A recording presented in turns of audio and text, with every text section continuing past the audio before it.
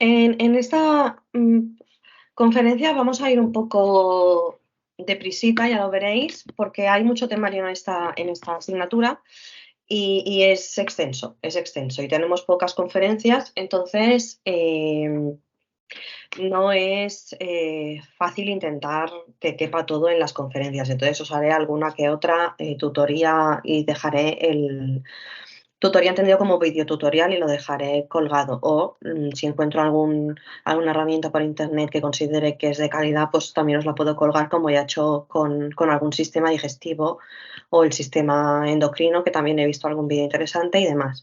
¿Vale? ¿Os habéis mirado ya el PowerPoint que vamos a trabajar hoy, que es la anatomía del sistema digestivo y su patología? ¿Alguien se lo ha empezado a mirar? Vale, pues vamos a empezar por aquí. ¿Hay alguna duda de lo que habéis ido mirando? ¿Hay alguna duda de esto? Todavía no. Vale, de acuerdo.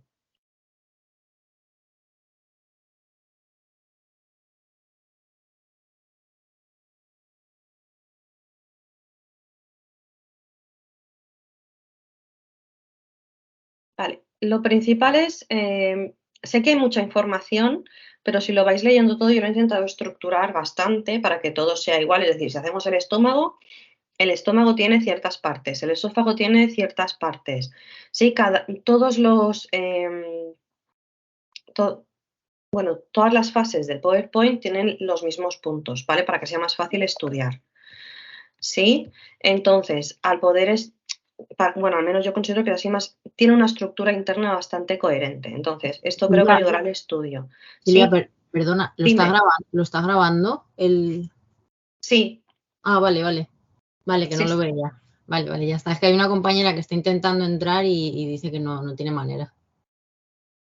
Pero eso que tiene que ver con el grabar, disculpa. No, por luego, para que lo pueda ver por si no Ah, consigue pero entrar, me vale, refería. vale. No, pero Sí, dile que intente entrar con el email de Claudio Galeno. vale, Si está intentando entrar con otro, no va a poder. ¿Vale? vale. Ok, gracias. No, sin más. Entonces, ¿qué es más fácil? Si no tenéis ninguna duda, empezamos. Si voy un poco deprisa, es normal. ¿Vale? Muy bien. El aparato digestivo, más o menos todos sabéis lo del aparato digestivo, sí, la boca, el esófago, el estómago, el intestino delgado, el intestino grueso y todas estas partes que llevamos arrastrando desde la educación primaria, ¿sí? ¿Qué pasa en este grado superior? Pues en el grado superior lo que intentamos es profundizar un poquito más, ¿sí? ¿Por qué? Porque si entendemos esto, entenderemos muchos de los tratamientos que vamos a tener que dar posteriormente, ¿de acuerdo? Entonces, las glándulas añejas. ¿Alguna sabe decirme qué son las glándulas añejas? Por ejemplo, que salen aquí.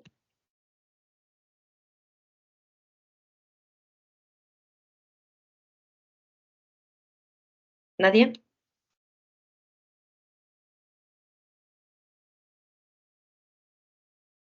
Vale. Pues es un grupo de elementos, ¿vale? Del sistema digestivo, que ahora los veremos. Y de hecho, aquí están.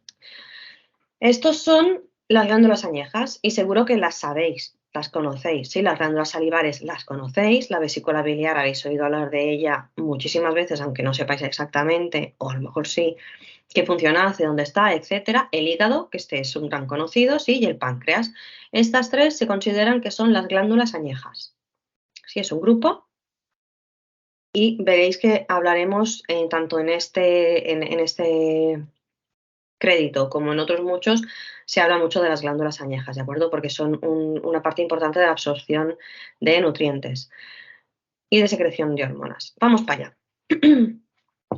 Venga, y como ya sabéis, el ser humano funciona por energía. ¿Y de dónde cogemos esta energía? Pues mayormente, no toda, pero mayormente de los alimentos que ingerimos, ¿sí? Consideramos alimentos sólidos, líquidos y semisólidos o semilíquidos, ¿sí? Todo es alimento, ¿de acuerdo? Entonces, este alimento viene en porciones más o menos grandes, sí, pero no es a nivel molecular ni mucho menos, ¿sí? Por eso se le llama macromoléculas, porque son porciones, son trozos, ¿sí? Si fueran moléculas no lo podríamos ver, ¿De acuerdo? Entonces, esto no se puede absorber tal como está, no tiene sentido. Entonces, ¿qué hace el sistema digestivo? Digiere muy bien. ¿Y qué es digerir? Bueno, hacer pequeña la comida hasta que la puedes digerir muy bien. Esto un poquito más científicamente, sí, lo que se denomina, sí, que estas macromoléculas lo que hacemos es desintetizarlas para hacerlas a nivel molecular, ¿de acuerdo? Ahora veremos qué es. ¿Y cómo se hace este proceso de ir rompiendo enlaces, ¿sí? De macromoléculas hasta hacerlas más pequeñas, hasta hacerlas proteínas puras o hacerlas lípidos, glúcidos, etcétera? Con enzimas. Las enzimas son unos elementos que permiten romper enlaces. Un momento, por favor.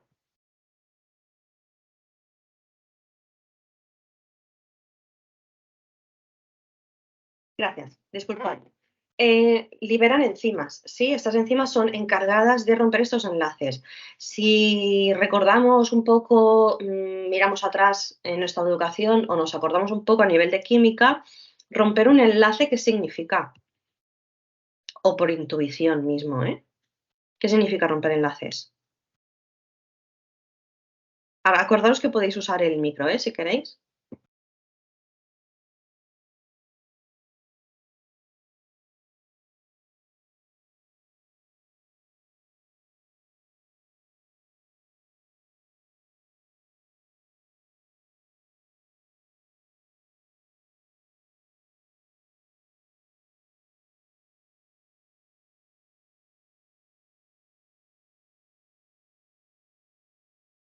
Estamos esperando a Máxima, que está escribiendo.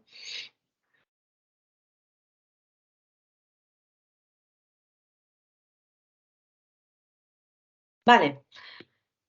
Sí, os voy a poner un ejemplo. Sí, sí, va por ahí. Sí, pero romper un enlace es. Nos acordamos del átomo, los electrones, los neutrones, todas estas cosas. ¿Sí? Pues hay elementos que tienen, se pueden unir entre ellos mediante enlaces químicos. ¿Sí? Estos enlaces se pueden romper si las cargas positivas y negativas del tercero en discordia, que puede romper o no romper, tienen la capacidad de ser más fuerte que esos enlaces. No os preocupéis, lo estoy haciendo así un poco, ¿eh? Si queréis más información sobre esto, os la doy. Entonces, para romper estos enlaces, las enzimas tienen esta capacidad, ¿de acuerdo? A nivel de molécula, a nivel de átomo, ¿vale? Tienen esta capacidad y por eso son básicamente las encargadas. Veréis que vamos a leer enzimas muchísimas veces, porque básicamente es lo que ayuda a romper estos enlaces y por lo tanto hacer las macromoléculas en moléculas, después dividirlo en proteínas y veremos cómo se van dividiendo en diferentes grupos de nutrientes. Bien, ya está, no pasa nada. Entonces, esto junto con las glándulas añejas, ¿sí? Y el moco, que el moco es siempre como un gran olvidado, pero porque tiene esta ¿cómo diría yo? Esta fama, ¿no? De ser algo sucio, pero entendemos moco cuando no está infectado, ¿de acuerdo? Pues como una parte más de nuestro organismo que lo que ayuda es a lubricar, es un lubricante natural, ¿sí? Y con perdón del ejemplo, pero cuando tenemos muchos mocos, muchos, y la gente, no, alguna gente no es muy propensa a sonarse la nariz, ¿sí?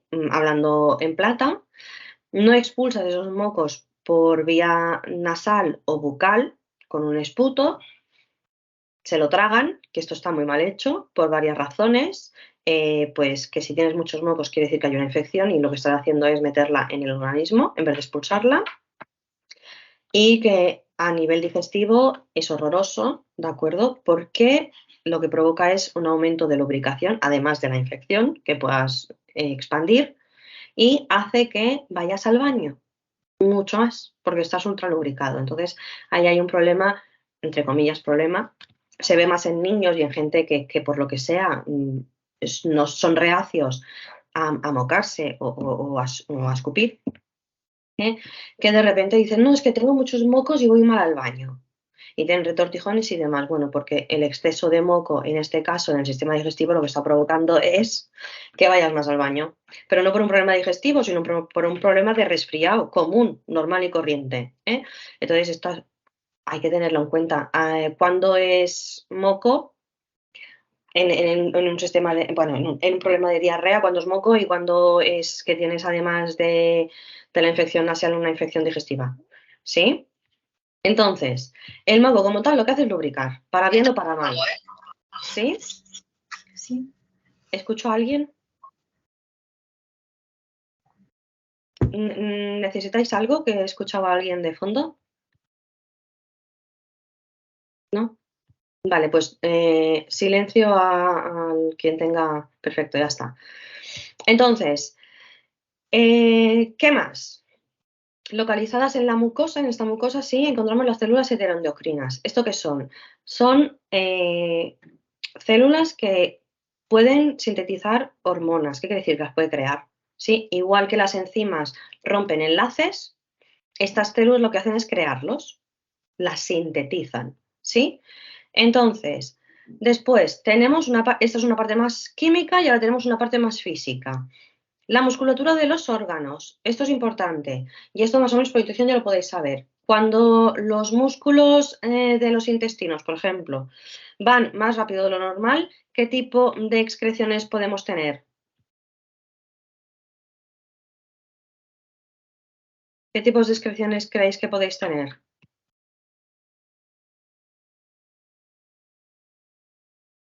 Si van más rápido, por intuición.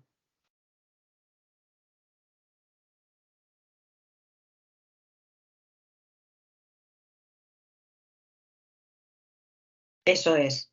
Vamos más rápido, absorbemos menos. Ya veremos más adelante que gran parte de la función del intestino grueso es la absorción de agua. Si no nos da tiempo de absorber esta agua, lo que hacemos es expulsarla. ¿Y cómo se expulsa? Con la excreción. Y eso nos da, pues, unas excreciones mucho más líquidas. Bien, lo que llamamos de toda la vida una diarrea. Ya está. Y si va mucho más lento, ¿cuál sería el resultado?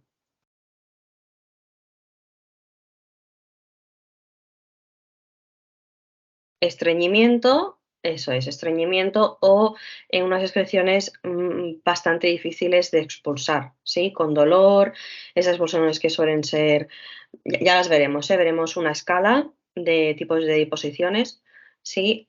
Y suelen ser más cortitas, más en forma de bolita, más duras, porque están demasiado deshidratadas, ¿sí? El cuerpo ha absorbido demasiado por esa poca motilidad de los intestinos, ha absorbido demasiada agua y eso dificulta su expulsión, lo que puede llevar a un estreñimiento, y estreñimientos hay de muchos tipos. Hay el agudo, que bueno, de vez en cuando pasa, has comido más de un nutriente que da estreñimiento, conocidísimos por ejemplo el plátano o el arroz, ¿sí?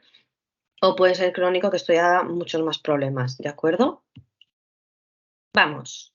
Y el objetivo de todo ello es transportar el contenido digestivo a lo largo del tubo digestivo desde que entra hasta que sale, haciendo todo su proceso, que es el siguiente. Esto es importante. ¿Todo esto qué lo controla? Porque esto todo son funciones. Muy bien. ¿Quién funciona todo este proceso? ¿Quién hace que todo esto funcione bien? El sistema nervioso, como siempre. ¿Sí? El sistema nervioso es nuestro ordenador central, es lo que va dando órdenes, ¿sí? Y en el sistema digestivo, básicamente, hay dos partes que son importantes, que es el sistema nervioso entérico y el sistema nervioso autónomo. El sistema nervioso autónomo, que es el sistema parasimpático y el simpático, lo veréis que se va repitiendo, ¿de acuerdo? Y yo quisiera saber si este en concreto, el parasimpático y el simpático, los tenéis escuchados en algún momento.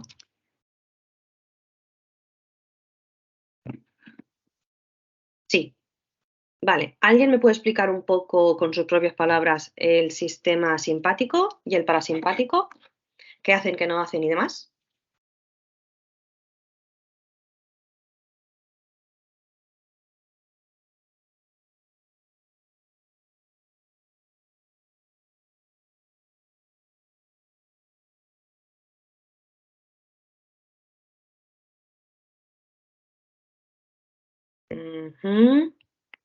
¿Y a qué se dedican? Más a grandes rasgos.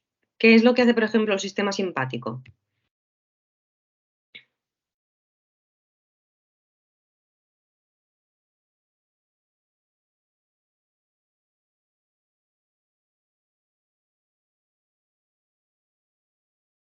El parasimpático hemos dicho, ¿eh?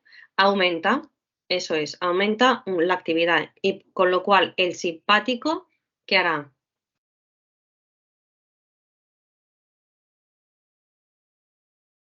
Eso es. Funcionan siempre, lo que hace uno, el otro lo hace del contrario. Y se autorregulan de esta manera, ¿de acuerdo?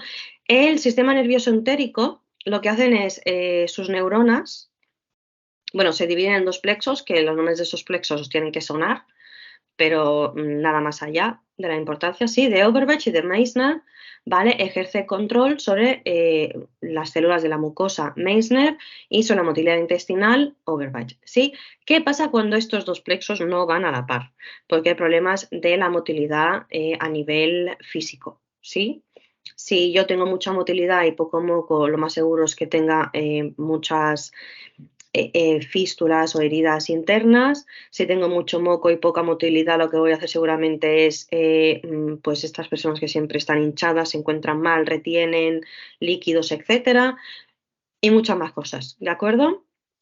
Entonces, las neuronas, estas neuronas del sistema nervioso entérico, las sensitivas actúan como quimiorreceptores, perdonad. ¿Sí? ¿Esto qué significa? Que se estimulan, se despiertan, empiezan su acción con la presencia de sustancias químicas incluidas en algunos alimentos. Es decir, cuando tú ingieres alimentos, estas neuronas se activan, ¿de acuerdo? Y los mecanorreceptores, que lo que hacen es, cuando tú ingieres, tu cuerpo no se queda inmóvil, sino que hace espacio a ese alimento. Pues en esa distensión estos mecanorreceptores se ponen en marcha. Es decir, tenemos unos receptores para lo físico, es decir, cuando los músculos se distienden y los órganos se distienden, y unos receptores químicos, que es a estas sustancias químicas de los alimentos. Tenemos por dos vías. ¿Por qué el cuerpo divide casi todo en dos vías? La química y la física. Parece el título de una novela adolescente, pero ¿por qué? Porque el cuerpo está hecho primordialmente para sobrevivir. Y si tú tienes dos vías para que una cosa funcione, una es más eficiente, dos es más eficaz, tres, si falla una tengo la otra. No seré igual de eficiente, no seré igual de eficaz, tendré faltas, tendré fallas, pero puedo sobrevivir. ¿Sí? ¿Me explico en esta explicación que he dado yo ahora mismo? ¿Sí? Bien. No vamos a entrar ahora en eficiente, pero venga. Y luego tenemos la regulación humoral, hormonal. Sí, pues aquí hay varias regulaciones. Ya hemos visto que las células enteroendocrinas, sí, están en este proceso. Y tenemos tres. Estas tres células las tenemos que conocer, pero son básicas. ¿Sí? La colecistoquinina, el CCK, más fácil, se sintetiza por células 1. No vamos a entrar mucho en células 1 o 2 porque no vamos a salir de aquí endocrinos, no pasa nada. Pero sí que es el tipo de células que sintetiza esta hormona, ¿sí? Ya está. Células 1, CCK. Células S, secretina, de S, y células G de gastrina. En fin. ¿Qué hace la CCK? Pues básicamente pone a funcionar el jugo pancreático, sí, que es rico, es decir, tiene muchas enzimas digestivas. Y esto es necesario, con pocas enzimas digestivas lo que comemos no lo digerimos, no nos nutrimos de la misma manera, los nutrientes que nosotros ingerimos no son los que absorbemos, que son dos conceptos distintos. Tú puedes ingerir muchos alimentos, pero si hay algún fallo hormonal, puedes no absorber esos nutrientes, con lo cual tú puedes estar comiendo mucho y estar desnutrido. Cuidado.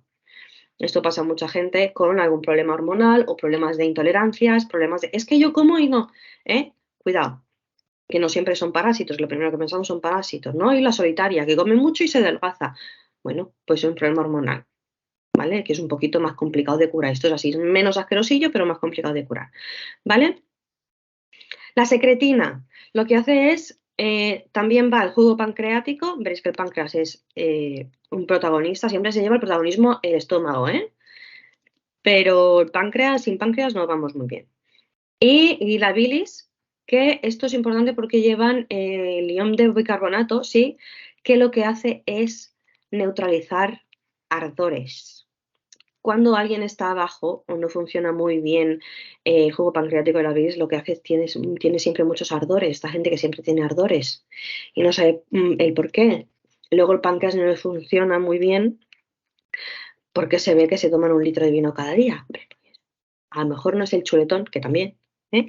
Es que tienes el páncreas tocadísimo de lo mucho que bebes, a lo mejor, o de sustancias que no deberían, o de una mala alimentación, o de una vida demasiado sedentaria, porque no a todo el mundo todo le afecta igual. Hay gente que simplemente por el hecho de no hacer deporte ya tienes un problema hormonal. Esto es así. Y hay gente que no hace deporte en la vida y está fresca como una lechuga. Cada persona es un mundo, ¿eh? Luego está la gastrina, que esto es importante porque en respuesta, esto van junto con el sistema parasimpático, ¿sí? Y responde a la presencia de proteínas. ¿Y esto qué es lo que hace? Como hemos dicho, va por el sistema parasimpático, con lo cual aumenta la motilidad del estómago. La motilidad es la movilidad, ¿sí? Los movimientos. Y aumenta la producción de jugo gástrico, que a su vez irá controlado por lo que hemos dicho anteriormente. ¿De acuerdo? Esto por una parte. Luego tenemos histologías y tenemos de todo. Veremos muy a grandes rasgos porque quería hacer yo también patología hoy, pero me estoy enrollando un poco. ¿Vale? Esto es importante del tubo digestivo, el epitelio, la lámina propia, la muscularis mucosae, es decir, la capa de moco. Así. Muscularis mucosae. ¡Ay, qué bonito! El moco.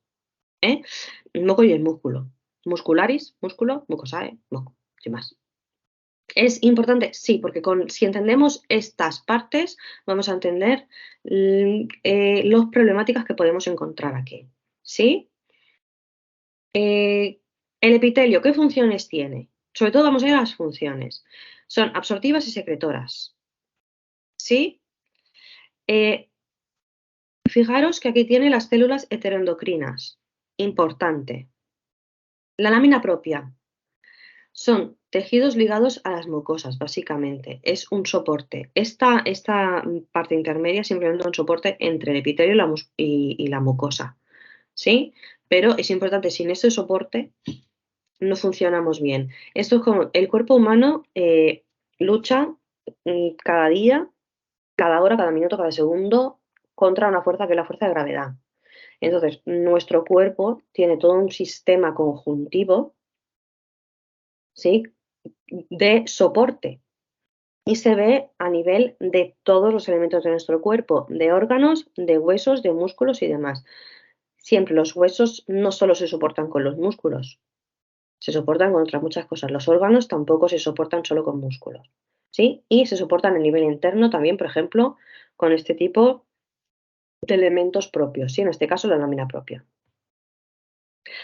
Los músculos. ¿Qué significa músculo liso? El músculo liso es aquel músculo que no lo controlas tú. Me explico, no lo controlas tú voluntariamente, porque tú sí lo controlas porque tu cerebro es tuyo, consciente o inconscientemente. Es decir, lo controla tu cerebro por tu parte no consciente, va en automático, va siempre funcionando, ¿sí? El músculo liso siempre es involuntario. Luego tenemos el músculo estriado, que ese es el músculo voluntario. ¿Me podéis dar ejemplos de músculo liso y músculo estriado? Podéis, ya os digo yo que sí. Músculo liso, por ejemplo.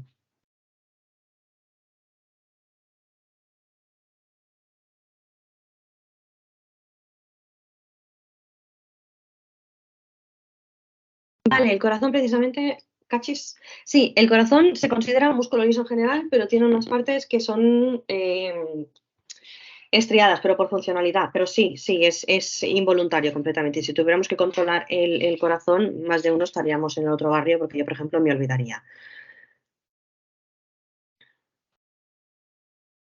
El intestino. Muy bien. ¿Y de músculo estriado?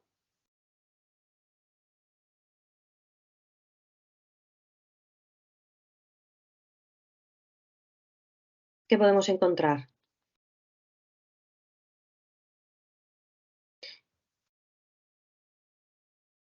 Por ejemplo, los músculos de la mano, sí, músculos de los ojos, músculos de la boca, etcétera.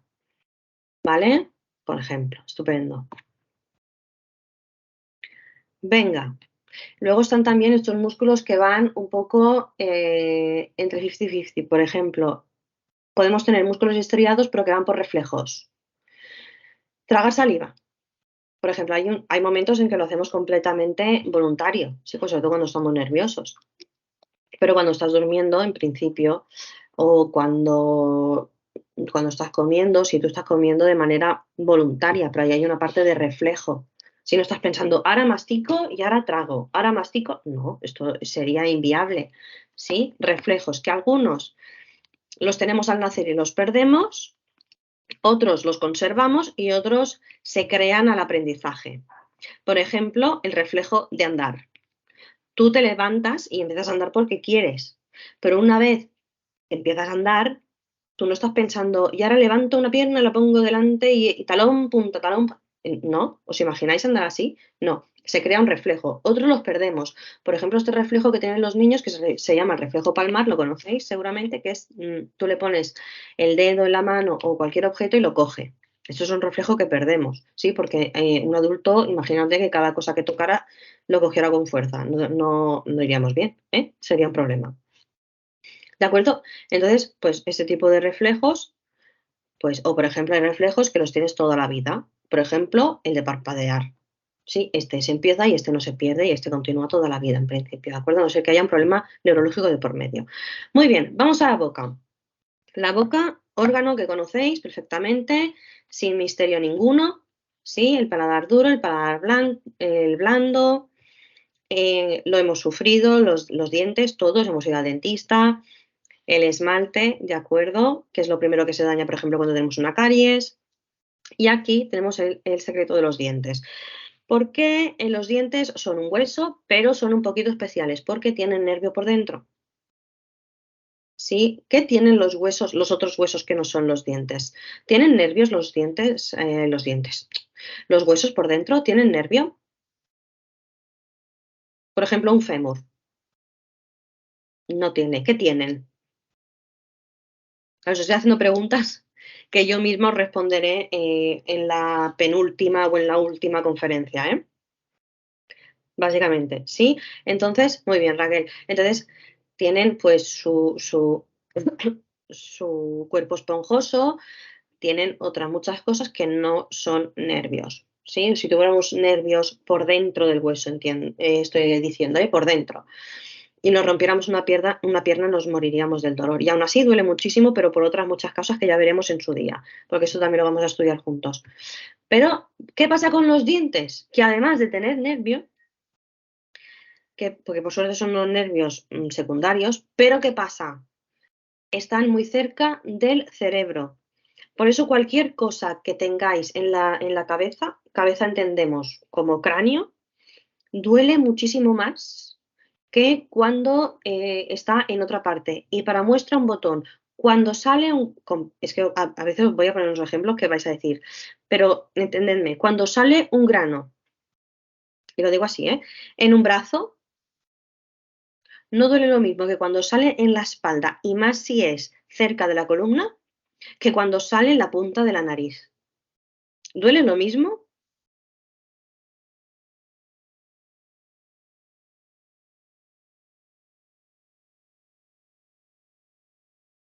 No, no duele. ¿Os habéis fijado alguna vez en esto? Porque el grano es el mismo, ¿eh? El grano es el mismo. ¿Cuál es la diferencia?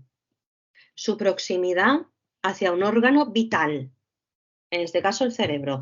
Todas aquellas dolencias cerca del cerebro duelen muchísimo más porque estás mucho más en peligro y el cerebro se protege, ¿de acuerdo? Y las inervaciones son mucho más ricas. La inervación es pues la acción de un nervio de ir a un sitio a otro a dar sensibilidad o motilidad, ¿de acuerdo? Básicamente, ¿qué pasa con esos granos que justo están encima de la columna? Pues que están cerca de la médula espinal. Entonces es más sensible. Parecen tonterías, pero si nos fijamos en nuestro cuerpo, podríamos sacar más conclusiones de las que, y ya veríamos que tenéis más sabiduría de la que parece, porque bueno, al final estáis estudiando una cosa con la que convivís siempre, ¿eh? Bueno, a lo que vamos. La úvula, la faringe, la lengua, todas esas cosas las sabéis, ¿sí? La pulpa simplemente es la parte central del interior del diente, ¿sí? Y la raíz que todos conocemos, que es esa parte que el dentista le gusta excavar ahí. ¿Por qué se quita la raíz o se quita parte según de cómo afectado tengas el nervio? Si te queda nervio aquí, luego siempre te va a dar dolor. Por eso los dentistas intentan quitar siempre lo máximo posible, ¿de acuerdo? Muy bien, la faringe. La faringe la vamos a dividir, ¿sí? En tres, que es la nasofaringe, que es la parte más caudal, más de la cabeza, ¿sí? Nasofaringe, es decir, que va con la cavidad nasal. La orofaringe, ¿sí? Oro de boca, es decir, es la parte más proximal a la boca. Y la laringofaringe, que aquí hay un error, es faringe, no falinge, pues comunica la glotis con el esófago, ¿sí? Y es la parte, pues, que va, lo que llamamos comúnmente la garganta, ¿de acuerdo? No tiene más. El esófago. Aquí ya empezamos con los órganos más importantes. Sí, esto de que es una estructura tubular de 25 centímetros de longitud y no sé qué, aproximadamente los centímetros y demás son siempre aproximados, porque evidentemente no es lo mismo un esófago criaturica de un niño de 2 años que de un señor de 1,90 m, que de mí misma que mido 1,5 m. Pues no van a medir lo mismo, evidentemente, pero es una aproximación de lo que sería un adulto medio, ¿sí? ¿Qué es importante aquí? El hiato esofágico, ¿sí? El hiato esofágico, que lo tenemos aquí, o debería estar. ¿De acuerdo? Es básicamente un hiato, es una, bueno, lo voy a decir como así tal cual para que es un agujero, ¿sí? Entonces, el diafragma tiene un agujerito por el cual el esófago atraviesa, y eso se le llama el hiato esofágico. ¿Por qué es importante? Porque suele dar problemas, por ejemplo, en personas por ejemplo, con tensión. Ya sabéis que el diafragma es como una tela que tenemos en nuestra cavidad torácica, sí, que sube y baja, facilita la respiración, la proyección de la voz, etcétera, etcétera. Y hay gente que, si por ejemplo estás en tensión continua, gente con estrés, gente que ha pasado un problema muy grande, etcétera, se bloquea, ¿sí? el diafragma y provoca problemas esofágicos, provoca problemas de respiración, problemas de malestar, etcétera, etcétera, etcétera. Entonces, cuando alguien nos venga estresado, no solo le miraremos los jugos gástricos, si están más amunt, más avall, o la motilidad o la no sé qué, también le haremos un poquito de caso al esófago, ¿sí? Y a su diafragma, porque muchos problemas de motilidad intestinal y del sistema gástrico en general vienen por tema de diafragma, de falta de movilidad del diafragma. Sí, el diafragma debe ser flexible, siempre. Esta gente que tú le tocas la barriga y la tiene dura, que esto es una cosa que nos miran siempre el médico. Cuando vosotros habéis ido al médico, si vosotros mismos o si tenéis hijos con los niños, ¿qué es lo primero que miran? Si la barriga es blanda o dura. ¿Cuándo es mal? ¿Cuándo está mal? ¿Cuándo está blanda o cuándo está dura?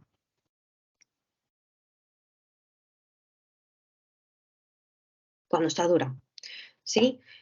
Pues en esta durez significa que habrá, dentro de muchas otras cosas, ¿sí?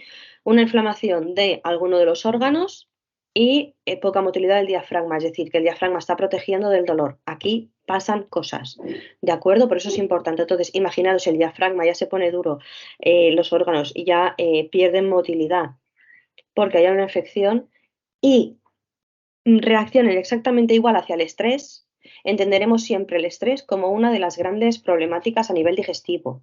¿Sí? Siempre, siempre, siempre. Ahora, no todo lo que sea una problemática, vamos a mirar el estrés primero, que hay gente que si dice que no está estresada, pues no está estresada. Habrá que mirar otras cosas. Sí, no siempre, bueno, estos son los nervios, que vas al médico y ahora está de moda, ¿eh? Estos son los nervios, bueno, y que si resulta que tengo una infección, no hay que descartar otras cosas porque pueda ser por ansiedad o por una época de más nervios o lo que sea. ¿Sí? No, no. Hay que descartar siempre las cosas con pruebas que avalen nuestro diagnóstico, no porque sí. ¿De acuerdo?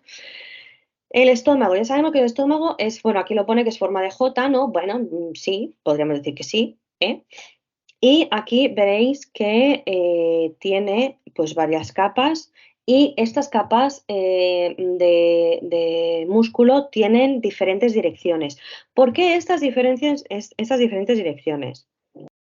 Porque lo que hace es contrarrestarse las unas a las otras y hacer una mejor adaptación a la alimentación y a la mezcla del alimento con los jugos gástricos. Básicamente, esto es pues, ingeniería del cuerpo y es muy interesante a nivel evolutivo, pero bueno, que ahora no vamos a entrar en esto. ¿Sí? Y estas son las fibras las oblicuas, las circulares y las longitudinales, ¿de acuerdo? Venga, esto sí que es importante. Regulación de la secreción gástrica. Aquí, ¿quién controla esto? ¿Quién está al mando? Bien, ya tenemos la nerviosa, la humoral, que es la hormonal, ¿sí? Nerviosa, estimulación parasimpática y del sistema nervioso, ¿sí? Que la aumentan, esta secreción gástrica. ¿Qué lo disminuye a nivel nervioso? Por la estimulación simpática y el reflejo enterogástrico, ¿sí? Es un reflejo que se activa por el sistema inconsciente del cuerpo, ¿sí? Es un reflejo, es decir, es simpático, baja esta secreción gástrica. A nivel hormonal, ¿qué tenemos? La gastrina, que le hemos visto arriba, por eso os he dicho que era importante. La acetilcolina, sí, que mirar quién la sintetiza, parasimpáticas, y la histamina. Esto aumenta, porque si es parasimpático ya sabemos que va a aumentar, ¿sí? Y después tenemos la CCK, acordaros, y la secretina, que bajan estas secreciones. ¿Sí? Esto es importante. Este cuadro es de los importantes. Luego está el intestino. Vamos para allá. El intestino ya sabemos que tiene diversas partes y en estas diversas partes se absorben diferentes nutrientes y se sigue el proceso de romper, para que me entendáis, este bolo alimenticio, ¿sí? Y de sintetizar hormonas y también de secretar otras. Cuidado. Y ahora vamos a ver. El intestino delgado, ¿sí? Todo este poco de nombres nos tienen que sonar, pero no vamos a aprender de forma intensa qué es lo que hace cada una, no os preocupéis, ¿de acuerdo? Ya hemos dicho que no vamos a salir endocrinos de aquí, pero sí que es interesante que las sepáis, ¿de acuerdo? Muy bien. La secreción de las glándulas intestinales, esto sí que es importante, se produce a respuesta a estímulos táctiles, es decir, si no pasa comida por el intestino, no se va a poner en marcha, ¿vale? No se va a poner en marcha, se va a quedar tal cual. Por eso es táctil. Y la mucosa activa el sistema nervioso, así el sistema nervioso lo que hace es activar la secreción de hormonas, en este caso de secretina y CCK. Entonces, si activa secretina y CCK, ¿qué sistema nervioso está activando esto? ¿El simpático o el parasimpático? ¿Nos acordamos? Si no, queda como pregunta para reflexión.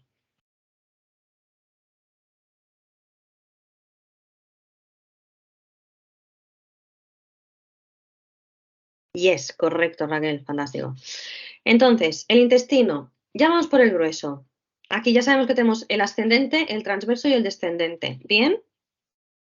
Aquí el transverso tiene mucha fama, el descendente, porque es el que tenemos en el lado izquierdo. Acordaros que gente con problemas de estreñimiento suelen tener este tipo de dolor, ¿sí? Pero si es un estreñimiento muy crónico, veréis que la gente siempre se toca la parte más justo debajo del estómago, ¿sí? Porque tienen esto ya lleno también de excreciones.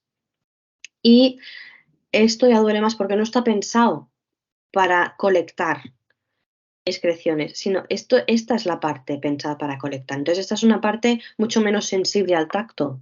¿Por qué? Porque ya está pensada para que no te moleste, simplemente te avisa el esfínter de, oye, estaría bien ir al baño, así como idea, ¿eh?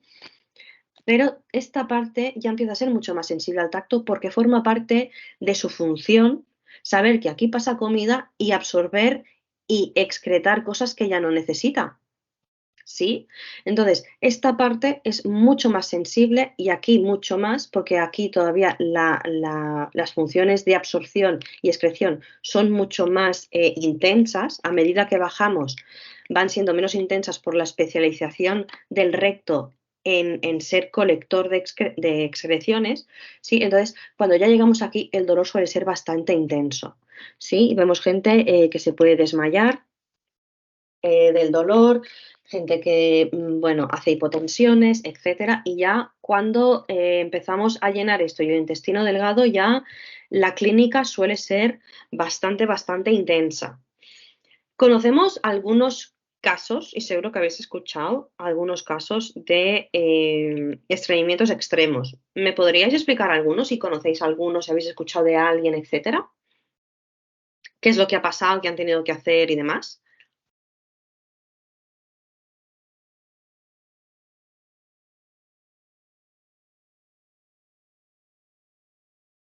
Voy poniendo un poco de patología porque así si no, no nos va a dar tiempo a hacer el otro PowerPoint, pero sí al menos pues vamos hablando también un poco de patología que es interesante. Por ejemplo, sí, lo que es un enema, es un enema, sí, es un enema, los hay enemas comerciales que son los que compras en la farmacia y hay enemas más específicos que son los que se usan en el hospital, que son un poco más, digamos, agresivos, son menos conservadores, ¿sí? Bien, pues hay casos en el que es posible, y digo es posible porque no es común para nada, no es común para nada, en que sea tan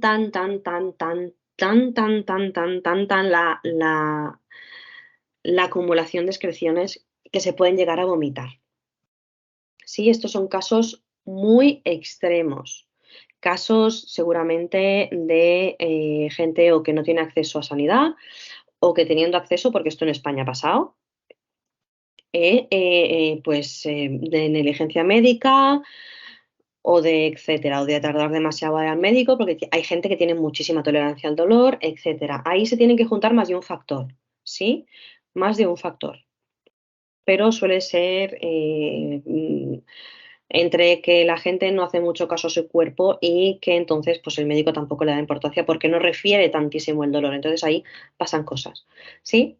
Pero sí, es completamente posible. El cuerpo, lo que el cuerpo quiere expulsar, lo va a expulsar. Os pongáis como os pongáis. Y esto es así. Por una parte o por otra. Estamos hablando de excreciones, pero es que puede ser un estornudo. ¿Sí? No, ya no, estoy diciendo una tontería, ¿eh? Pero esta gente que los habéis visto que estornudan como para adentro. ¿Sí? Se ha dicho más de una vez que esto no se debe hacer. Y de hecho hay gente que va bueno, a una especie de rehabilitación, entendedme, para aprender a estornudar.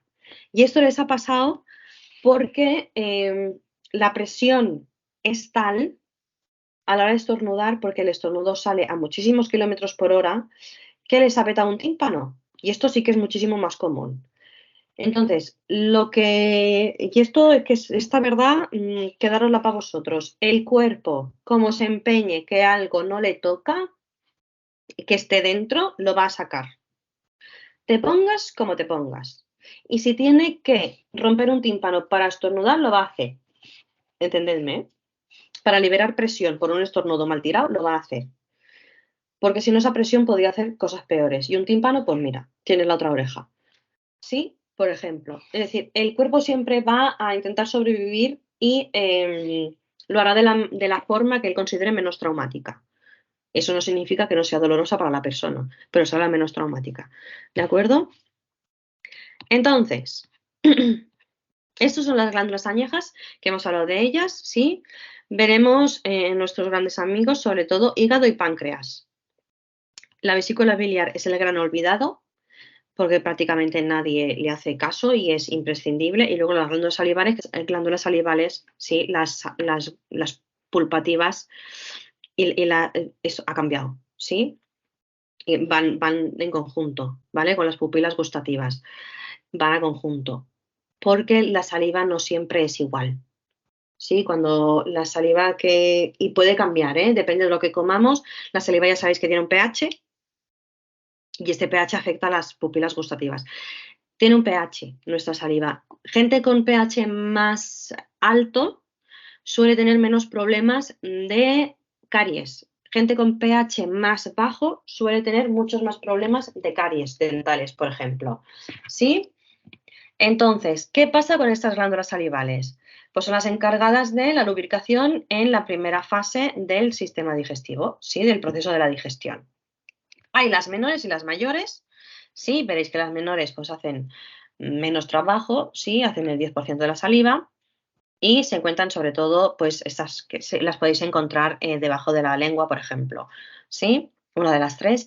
Y las glándulas salivales mayores, pues crean el otro porcentaje, ¿sí? Y ya están las parótidas, las submandibulares y las sublinguales. Estas submandibulares se suelen como, no es que se suelen infectar más, pero se nota mucho más si están hinchadas porque se nota un pequeño bulto, ¿sí? No confundir con paperas o con otras cosas, ¿de acuerdo? La regulación de la saliva, la estimulación parasimpática, que las aumenta, y la estimulación simpática, que la disminuye. Y esto va a ser siempre así, ¿eh? No, una vez que lo tengamos ya, el hígado y la vesícula biliar lo ponemos juntito. ¿De acuerdo? Lo ponemos juntito, ya veréis por qué. El hígado es la víscera de mayor tamaño. Esta es la víscera de mayor tamaño. ¿Cuál es el órgano de mayor tamaño del cuerpo humano?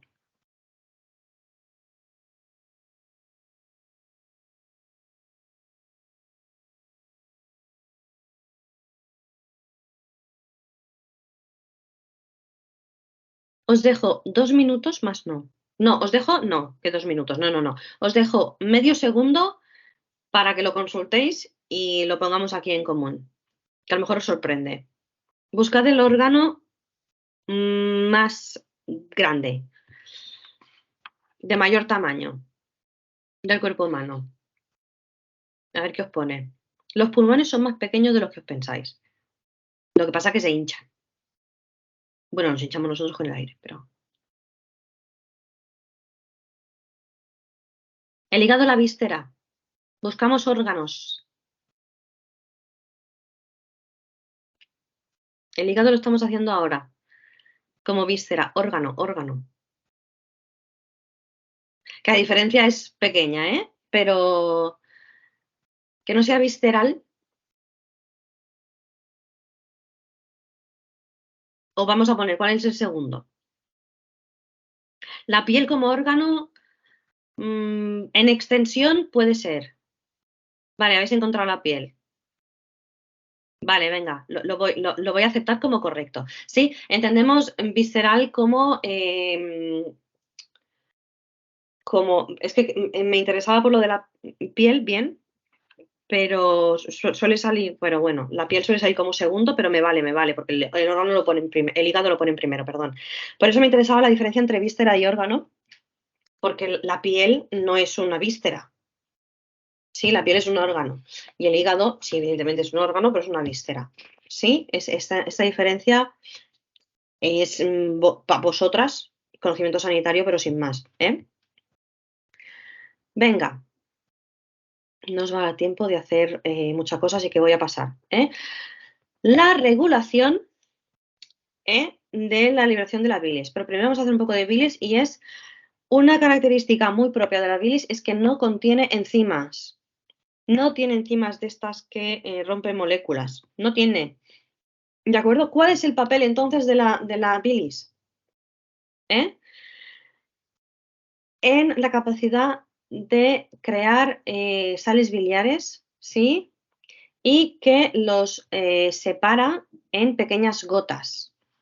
¿De acuerdo? Es decir, su función es con sales biliares, aquí pone en emocionar los lípidos, no, en disminuir los lípidos, ¿sí? En pequeñas gotas que se llaman micelas. Una micela es un lípido dividido, ¿de acuerdo? Es una unidad más sencilla de un lípido, ¿sí? Entonces, ¿qué hace la bilis? Lípidos. Crea lípidos mediante las sales biliares, ¿de acuerdo? ¿Qué es un lípido?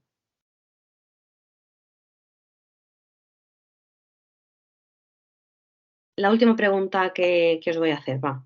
¿Qué es un lípido? ¿Dónde lo podemos encontrar?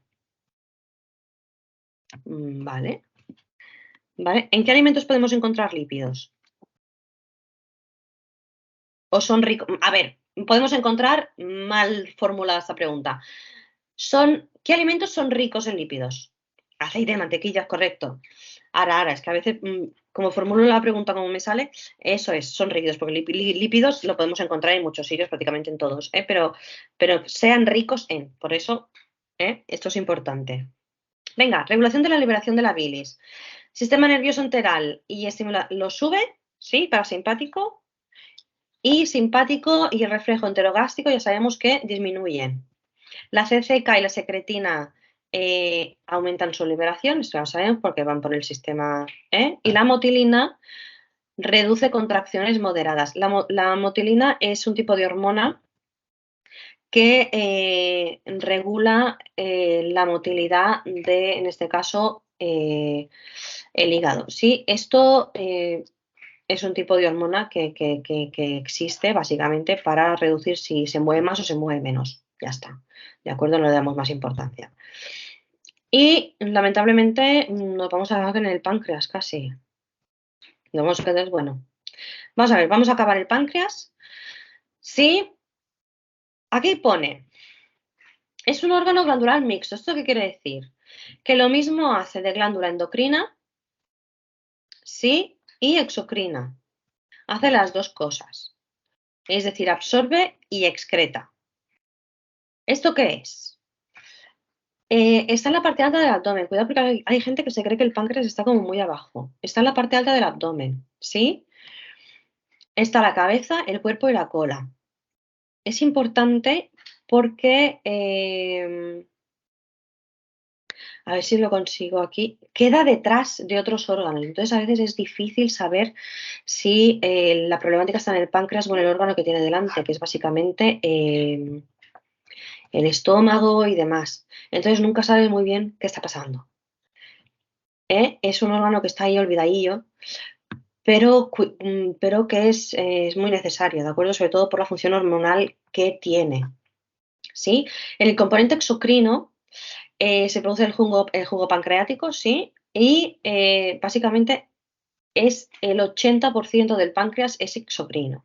¿Esto qué quiere decir? Que el 80% del páncreas lo que se va a dedicar es a la absorción, ¿vale? Es básicamente exocrino, pero tiene la parte de absorción que es esta de aquí, que es el componente endocrino que será el otro 20%, ¿sí? Y sintetiza hormonas que pasan directamente al corriente sanguíneo, ¿de acuerdo? Esto, gracias a análisis de sangre se puede saber cómo está el páncreas, por esta capacidad de liberar sus hormonas directamente al torrente sanguíneo. Entonces sabemos si esa parte endocrina está funcionando bien, si está funcionando mal, si está liberando más hormonas de las que tocan, menos si son de calidad, si no son de calidad, etcétera. ¿Vale? Esto es importante. Venga, aquí os pongo los islotes de Langerhans, ¿por qué son importantes? Porque son las unidades básicas del páncreas endocrino, es decir, los islotes es lo que va a crear esta capacidad de sintetizar hormonas, ¿de acuerdo? Y estos islotes están agrupados por diferentes tipos de células y cada célula sintetizará un tipo de hormonas. Bien, ¿qué células tenemos? Tenemos las alfa, que produce el glucagón, sí, ya veremos qué es lo que hace cada uno.